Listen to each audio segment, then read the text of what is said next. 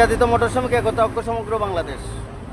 আমি কেন্দ্রীয় কমিটি থেকে সৈয়দ আবু বক্কর, ওই যে আমার বুট্টু ভাই আছেন হবিগঞ্জ জেলার থেকে, ওই যে আমার শামীম ভাই আছেন হবিগঞ্জ জেলার থেকে, নবীগঞ্জ থানার থেকে, আর ওই যে আমার ভাইয়ের গাড়িটা, ওই যে ড্রাইভার সাহেব গাড়িটা দুর্ঘটনা করছিল, এই যে আমরা বর্তমানে এই গাড়ি দিয়ে উঠাইছি।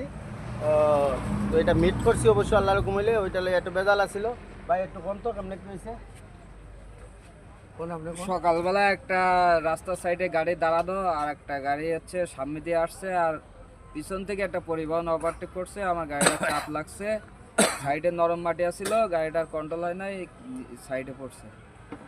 ধন্যবাদ সবাই। ভাই আপনি তো পার আছেন? যাক আলহামদুলিল্লাহ, সমস্যা নাই। আমাদের নির্যাতিত মোটর শ্রমিক একতা ঐক্য সমগ্র বাংলাদেশ কমিটির থেকে আমাদের ভাই যা হেল্প করছে, যথেষ্ট পরিমাণ হেল্প করছে, আলহামদুলিল্লাহ আমরা সন্তুষ্ট আছি, সমস্যা নাই আলহামদুলিল্লাহ। ওই যে আমাদের রেকারের ভাই,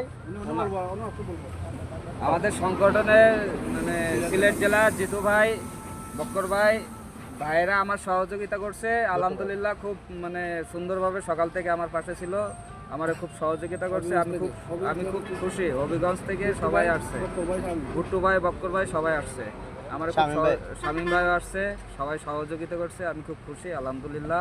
আমি সুন্দর মতো মানে সুস্থ আছি, সুন্দর আছি আলহামদুলিল্লাহ। ওই যে রেকারটা যেটা দিয়ে উঠাইছে ওইটা 20,000 টাকা এখন বিহার লাগে, এটা সমাধান হয়েছে। আপনারা সবাই দোয়া করবেন। আসসালামু আলাইকুম।